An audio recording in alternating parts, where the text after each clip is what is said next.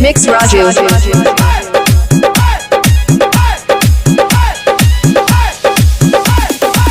क्या कमी था मेरे प्यार में, क्यों मुझे तुम भुला गई, भुला गई, भुला गई। क्या कमी था मेरे प्यार में, क्यों मुझे तुम भुला गई। सारी सारी रात का नींद चुराया रे, कर गया बेचैन रे। जान मेरी सुन ले तू, बचपन का प्यार मेरा भूल नहीं जाना रे। जान मेरी सुन ले तू, बचपन का प्यार मेरा भूल नहीं जाना रे।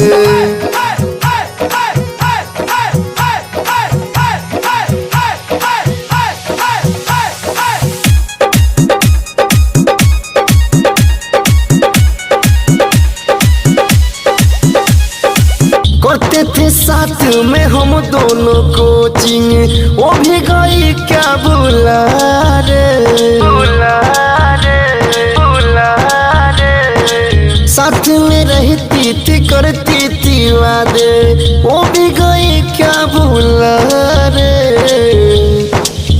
तेरी छोटी छोटी बात मुझे याद जब आती है, आंखों में आंसू भरे आती है।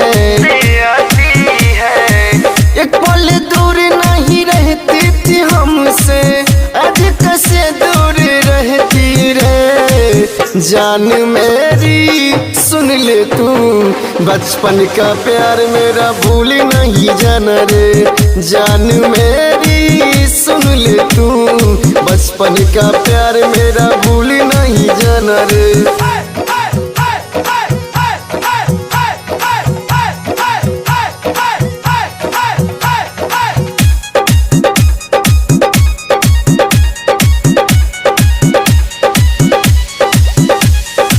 सोचले रही न ऐसे तू हमके, कदे दिल में जखम रे,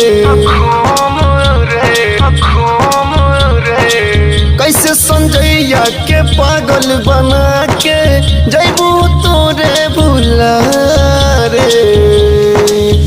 अरे याद करो बात जब रहलू नादान, तब करत रहू खाली प्यार रे, प्यार रे। भइल सियान तो तू गइलू बदल रे, आज न फोन तू करेलू रे। जान मेरी सुन ले तू, बचपन का प्यार मेरा भूल नहीं जाना रे। जान मेरी सुन ले तू, बचपन का प्यार मेरा भूल नहीं जाना रे। दिल्ली।